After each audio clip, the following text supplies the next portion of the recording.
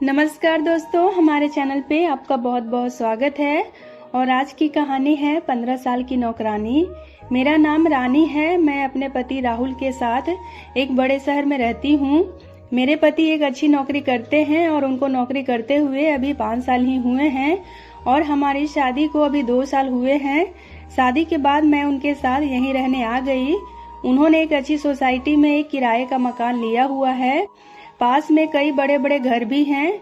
यहाँ रहना एक अलग सी बात लग रही है क्योंकि शादी को अभी 2 साल हो गए थे, तो मैंने भी सोचा कि अब मैं भी जॉब वापस करूंगी। हालांकि राहुल इसके लिए मना कर रहे थे। वो कह रहे थे मैं अच्छा खासा कमा लेता हूँ तो तुम्हें क्या जरूरत है जॉब करने की। लेकिन मेरा अकेले घर में मन नहीं लगता था, इसलिए मैंने जॉब ज्वाइन कर लिया। जॉब के साथ घर के काम करने में थोड़ी परेशानी हो रही थी, इसलिए मैंने सोचा कि घर में काम करने के लिए एक नौकरानी रख लेती हूँ। लेकिन बड़े शहरों में अच्छा काम करने वाली का मिलना थोड़ा मुश्किल होता है और इतनी जल्दी किसी पर विश्वास भी नहीं किया जा सकता। हमारे सोसाइटी में कई घरों में काम करने वाली आती थी। सोसाइटी में मैंने तलाश की और आसपास के घरों में काम करने वाली से मैंने बात की, लेकिन कोई भी अब और ज्यादा काम लेना नहीं चाहती थी, इसलिए सभी ने मुझे मना कर दिया।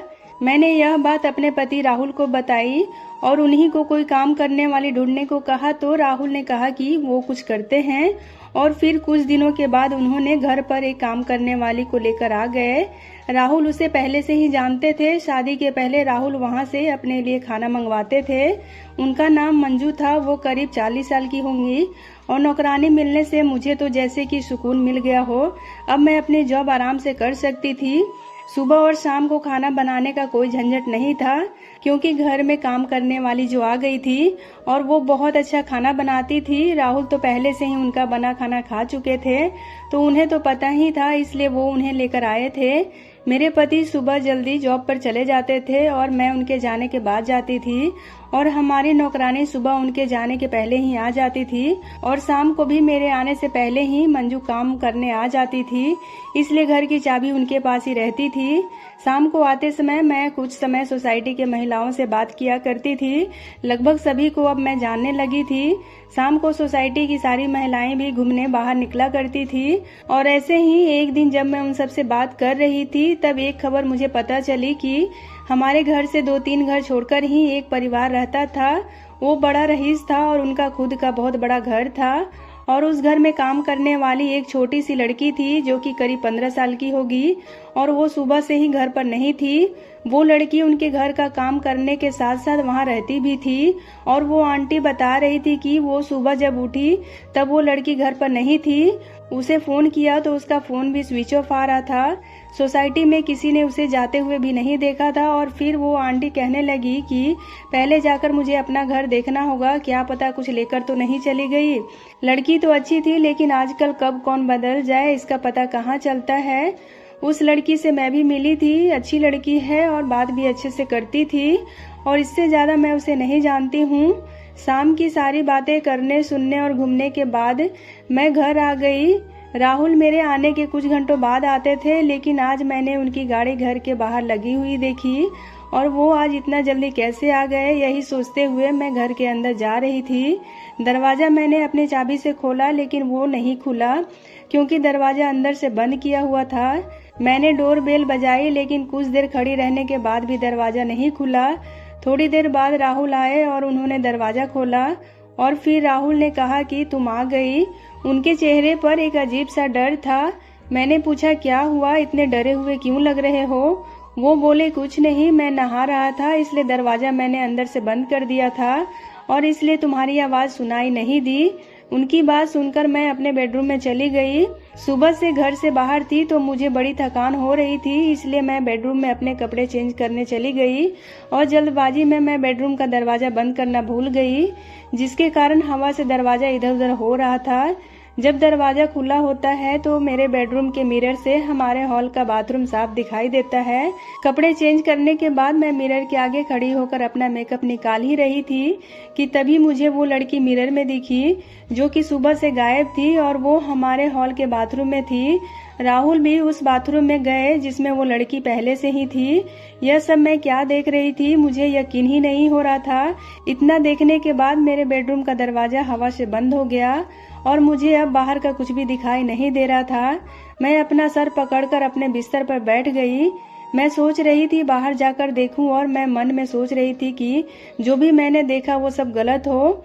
मैं धीरे धीरे अपने बेडरूम का दरवाजा खोलने गई और फिर जब मैंने दरवाजा खोला तो बाथरूम का दरवाजा तो खुला था, किंतु राहुल और वो लड़की दोनों ही वहां नहीं थे। और उस समय मेरी हालत क्या थी मैं बता भी नहीं सकती। मैं यह सोच रही थी कि राहुल उस लड़की को कैसे जानता है और जब मैं घर पर नहीं थी तब वो लड़की राहुल के साथ क्या कर रही थी और अब राहुल उसे लेकर कहाँ गया है। मैंने सोचा कि मैं राहुल को फोन करूं, फिर मैंने उसी समय उसे फोन किया। राहुल ने कुछ देर बाद फोन उठाया और मेरे कुछ पूछने के पहले ही राहुल ने कहा कि मुझे कुछ काम आ गया है, बस थोड़ी देर में आता हूँ। इतना कहकर राहुल ने फोन काट दिया। वो मुझसे झूठ बोल रहा था। आखिर ऐसा क्या कर रहा था वो जो उसे मुझसे झूठ बोलना पड़ रहा था।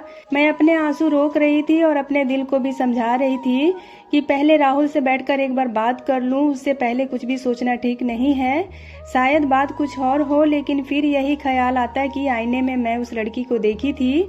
थोड़ी देर बाद हमारी काम वाली मंजू भी आ गई। उसने मुझे इस तरह चिंता में देखा तो मुझसे पूछ दिया कि क्या बात है मैडम, क्या हुआ, आप इतनी उदास क्यों हैं। मैंने उसे कुछ नहीं कहा और अपने कमरे में चली गई। राहुल करीब 3 घंटे बाद घर आए और अब मुझे उनकी शक्ल देखने पर भी गुस्सा आ रहा था। मैंने पूछा कि कहाँ गए थे। वो बोले ऐसे ही कुछ काम आ गया था। वो फिर मुझसे झूठ बोल रहा था। मुझे उस पर बहुत गुस्सा आ रहा था, लेकिन मैंने अपने गुस्से पर काबू किया क्योंकि घर पर मंजू भी थी और मैं नहीं चाहती थी कि यह बात बाहर जाए। फिर मैंने सोचा कि रात में इस बारे में आराम से बात करूंगी। हम लोग दोनों खाने के लिए टेबल पर बैठे थे। मंजू खाना लगा रही थी। खाना लगाने के बाद मंजू बोली कि साहब आज आपने बहुत अच्छा काम किया है। राहुल बोले कि थोड़ा और लेट होते तो बस छूट जाती, इसलिए मैं आते ही चला गया। मैंने पूछा क्या बात हो रही है तो मंजू बोली कि मैडम वो जो लड़की यहाँ पड़ोस में उनके यहाँ काम करती थी और उनके घर पर ही रहती थी। मैंने उनकी बात काटते हुए कहा हाँ, वो आज सोसाइटी में बात हो रही थी कि वो सुबह से नहीं है, कहाँ है किसी को पता नहीं। फिर मंजू ने कुछ ऐसा बताया जो मैंने सोचा भी नहीं था।